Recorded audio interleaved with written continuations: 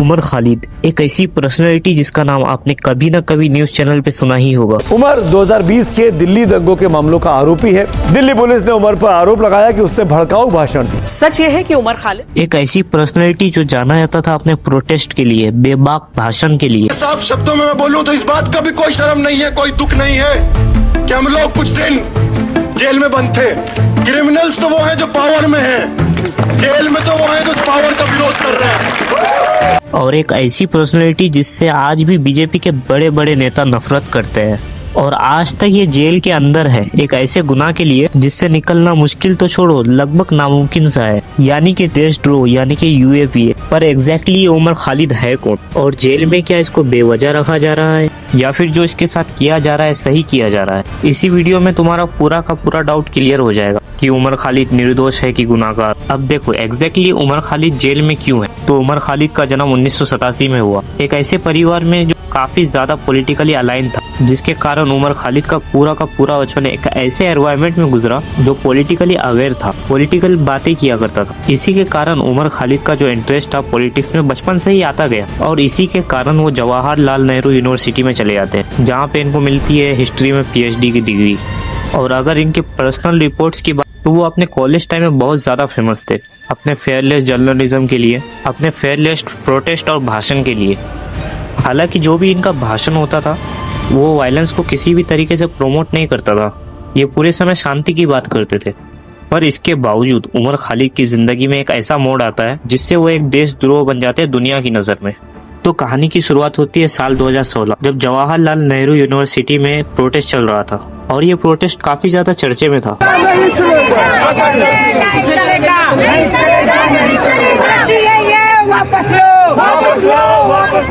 और ये चर्चे में इसलिए था क्योंकि पुलिस के हिसाब से इस प्रोटेस्ट के अंदर अफजल गुरु के सपोर्ट में नारे लगाए जा रहे थे।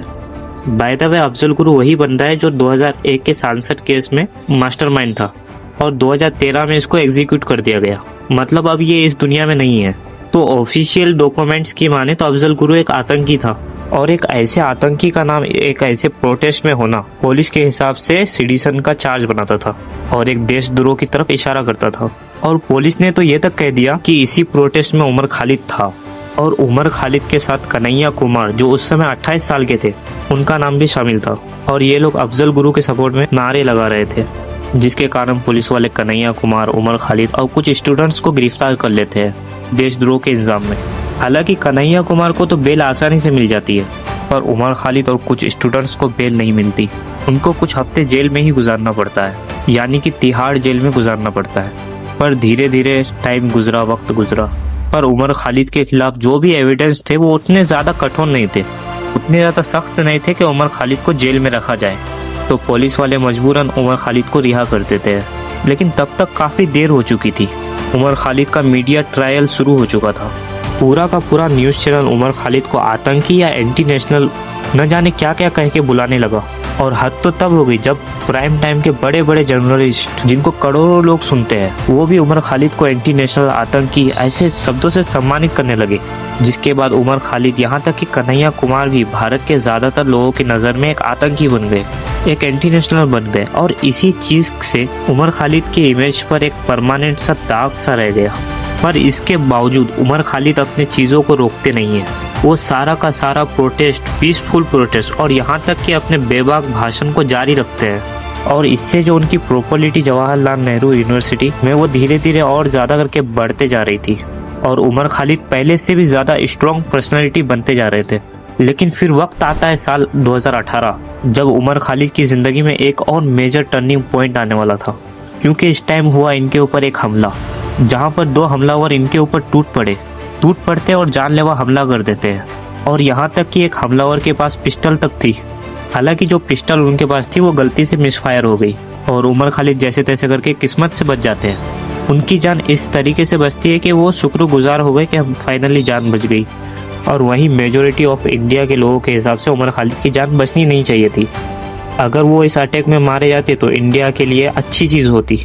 और इतना सब कुछ होने के बाद भी उमर खालिद अपना जो प्रोटेस्ट है, अपना जो पीसफुल प्रोटेस्ट है वो जारी रखते हैं। अपने भाषण को जारी रखते हैं। बोलकर पंसारे आज उमर खालिद को भी मारा जा सकता था, लेकिन गौरी लंकेश पंसारे को मार के उनके विचार नहीं मरे, और अगर आप किसी को भी मारेंगे विचार जिंदा रहते हैं।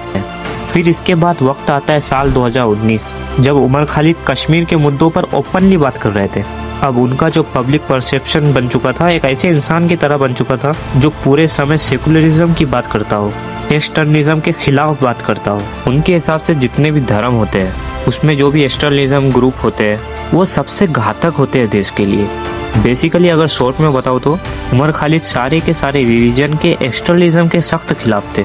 उनके हिसाब से एक्सटर्नलिज्म देश को अंदर से खोखला कर रहा है। और फिर वक्त आता है साल 2019, जब दिसंबर में इंडिया के अंदर एक लॉ पास कर दिया गया, जिस लॉ का नाम था CAA, यानी कि सिटीजनशिप अमेंडमेंट एक्ट। ये एक ऐसा एक्ट है जहाँ पे इंडिया के अंदर रिफ्यूजीज जो रह रहे हैं, जिनको दूसरे देश से भगा दिया गया है या फिर किसी कारण वो इंडिया में आ चुके हैं, उनको इंडिया की सिटीजनशिप मिल जाए। अब आप सोचोगे ये काफी अच्छा एक्ट है, तो इसमें उमर खालिद को दिक्कत क्या हुई? तो इस एक्ट के अंदर एक ऐसी चीज थी जो उमर खालिद को खटक रही थी। वो था कि नॉन मुस्लिम को ही चीज मिल रही थी। अगर आप मुस्लिम रिफ्यूजी हो तो आपको इंडिया की सिटीजनशिप आसानी से नहीं मिलने वाली, या फिर मिलेगी ही नहीं। उमर खालिद के हिसाब से ये पूरा का पूरा डिस्क्रिमिनेशन है मुस्लिम के खिलाफ, माइनॉरिटी के खिलाफ। ये उनके अस्तित्व के ऊपर सवाल उठा रहा है। प्लस उमर खालिद का ये भी कहना था कि भारत सरकार CAA और NRC का इस्तेमाल करके जितने भी मुस्लिम माइनॉरिटी के लोग हैं उनके खिलाफ अत्याचार करने वाली है। और NRC एक ऐसा एक्ट है जहाँ पे आप इलीगल तौर पर इंडिया में रहने वाले लोगों को ढूंढते हो और उनको देश के बाहर खदेड़ देते हो। और उमर खालिद के हिसाब से CAA का जो ऑप्शन है वो तो नॉन मुस्लिम को आसानी से मिल जा रहा है, पर मुस्लिम को तो मिल ही नहीं रहा। और NRC का इस्तेमाल करके इन्हीं नॉन मुस्लिम को देश से बाहर खदेड़ दिया जा रहा है। खैर, इसमें उमर खालिद सही है या भारत सरकार सही है, ये तो आपकी पर्सनल चॉइस है। आपको जो भी सही लगता है कमेंट सेक्शन में ज़रूर बताना। इसके बाद उमर खालिद अपने बातों को आगे बढ़ाने के लिए, अपने बातों को ज़्यादा से ज़्यादा लोगों तक पहुंचाने के लिए जगह जगह पर ट्रैवल करते हैं, जगह जगह पर लोगों से बात करते हैं, पीसफुल प्रोटेस्ट करते हैं। और सबसे महत्वपूर्ण भाषण उमर खालिद का ये रहा था कि आप हम पे कितना भी वायलेंस कर लो, हम वायलेंस जवाब पीस से देंगे। लेकिन फिर वक्त आता है साल 2020, जब उमर खालिद के कुछ प्रोटेस्ट को पुलिस इस तरीके से कहती कि इस प्रोटेस्ट के आड़ में कुछ चल रहा है। पुलिस वाले उमर खालिद के प्रोटेस्ट को ब्रूटली रोकने की कोशिश करते हैं, यहाँ तक कि डंडे भी चला देती है, यहाँ तक कि गोलियां भी चल जाती है। दिल्ली में दंगे भड़काने के आरोप में उमर खालिद गिरफ्तार। दिल्ली पुलिस की स्पेशल सेल ने आधी रात को किया अरेस्ट, जिसके कारण काफी ज्यादा लोग प्रोटेस्ट में मारे जाते और फ्री स्पीच पे एक बहुत बड़ा सवाल उठ जाता लोगों के हिसाब। और यहाँ तक कि खालिद के ऊपर हैवी सर्वेलेंस होने लगे। पुलिस उनके एक एक चीज़ों पर, एक एक हरकतों पे नोटिस करते थे कि उमर खालिद कब कहाँ जाता है, किससे मिलता है, किस लोकेशन पर रहता है, कहाँ सोता है, वगैरह वगैरह। प्लस पुलिस उमर खालिद पे ये भी इल्ज़ाम लगाती है कि उमर खालिद औरतों को प्रोटेस्ट में आगे रखता है, ताकि पुलिस वाले किसी भी तरीके से आसानी से प्रोटेस्ट को रोक ना पाए। इसके अलावा फिर वक्त आता है 27 जनवरी 2020, जब एक यूनियन मिनिस्टर एक भीड़ को लीड कर रहे होते हैं और इस भीड़ में बहुत महत्वपूर्ण नारा लगाते हैं, जिसमें वो बोलते हैं देश के गद्दारों को गोली मारो सालों को। बेसिकली उनका ये स्टेटमेंट था उमर खालिद के खिलाफ, जो प्रोटेस्ट कर रहे हैं उनके हिसाब से। फिर वक्त आता है फरवरी 2020, जब एक प्रोटेस्ट के दौरान कम्युनल वायलेंस हो जाता है और इस वायलेंस में 53 लोग मारे जाते हैं, जिसमें 2/3 पॉपुलेशन तो मुस्लिम की थी और सैकड़ों लोग घायल हो जाते हैं। घरों को, मंदिरों को और यहाँ तक कि आम लोगों की गाड़ियों तक को नहीं छोड़ा जाता। और इस वायलेंस की जो टाइमिंग थी वो काफ़ी ज़्यादा महत्वपूर्ण है, क्योंकि जिस टाइम पे ये वायलेंस हुआ उस टाइम पे डोनाल्ड ट्रंप इंडिया में थे।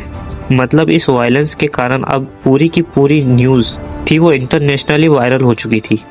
अब पूरी दुनिया की नज़र इंडिया पे थी। The Indian Prime Minister Narendra Modi, he's calling for calm following days of sectarian violence between Hindus and Muslims that has killed at least 27 people. अब देखो, ये जो वायलेंस है ना, इस पे दो नैरेटिव है। पहला नैरेटिव हम जान लेते हैं गवर्नमेंट की तरफ से क्या है। तो गवर्नमेंट की तरफ से के हिसाब से ये एक प्री प्लान कॉम्प्रेसिव थ्योरी है, जहाँ पे दिल्ली पुलिस का क्लेम करती है ये जो राइट हुए ये कोई स्पॉन्टेनियस नहीं है बल्कि डेलिबरेट। ये कंप्रेसिव थ्योरी है और इसके पीछे जो हाथ है वो है उमर खालिद, ताहिर हुसैन और खालिद सैफी का, जिसमें पुलिस एक बहुत ही महत्वपूर्ण इल्जाम लगाती है उमर खालिद के ऊपर, जिसमें वो बोलती है 8 जनवरी 2020 को उमर खालिद ने एक बहुत ही महत्वपूर्ण मीटिंग ज्वाइन की, एक सीक्रेट मीटिंग, जिसमें उन्होंने एक वायलेंस को बढ़ाने का प्लान बनाया, इस राइट को कराने का प्लान बनाया। पुलिस के हिसाब से जो भी ये NTCA प्रोटेस्ट हो रहा था वो बेसिकली था राइट को कवर करने के लिए, मतलब ये लोग प्रोटेस्ट की आड़ में राइट करने वाले थे और इसमें खालिद एक मास्टरमाइंड बताया जाता था। हुए थे वो किस प्रकार से एक कॉन्स्पिरेसी थी, सोची समझी साजिश दिल्ली के लोगों के खिलाफ की गई थी और आज का जो उच्चतम न्यायालय का निर्णय है वो इस बात को पुनः साबित। चलो ये तो गवर्नमेंट का नैरेटिव है, लेकिन दूसरा नैरेटिव क्या है ये जानने के बाद आप शॉक हो जाओगे। दूसरा नैरेटिव ये कहता है कि उस समय कपिल मिश्रा जो बीजेपी के जाने माने लीडर है, one of the main face है, वो एक भाषण देते हैं 23 फरवरी 2020 को। मिश्रा कहते हैं कि 3 दिन के अंदर अगर रोडों को खाली नहीं किया गया तो हम पूरा मैटर अपने हाथ में ले लेंगे। और कपिल शर्मा के इस भाषण के बाद काफी ज्यादा स्टॉर्म प्लेटिंग होने लग जाती है, काफी ज्यादा वायलेंस भी होने लग जाती है।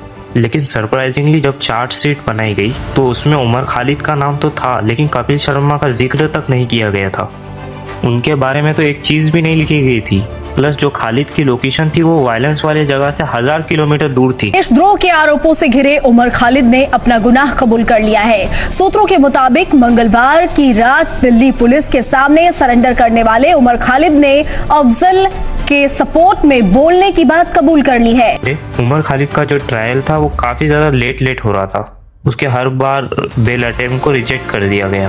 पहला बेल अटेम्प्ट मार्च 2022 में किया गया जब उमर खालिद को जेल में काफी महीने हो चुके, पर यह भी रिजेक्ट कर दिया गया दिल्ली हाई कोर्ट के जरिए। और दूसरा बेल अटेम्प्ट 2022 अक्टूबर में डाला गया जहाँ पे बीच में थे रजनीश भटनागर और सिद्धार्थ मधुर, और ये वाला बेल भी रिजेक्ट कर दिया गया। और 2023 में ये मामला फाइनली सुप्रीम कोर्ट जाता है।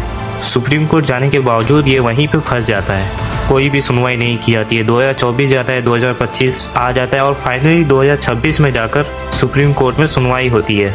और जो लास्ट उम्मीद थी उमर खालिद के रिहा होने की, सुप्रीम कोर्ट ने वो रिजेक्ट कर दी। और सुप्रीम कोर्ट के हिसाब से उमर खालिद के खिलाफ प्रॉपर सबूत है कि उमर खालिद का हाथ कहीं ना कहीं दिल्ली राइट में हो सकता है और इसको बाहर निकालना किसी भी खतरे से कम नहीं।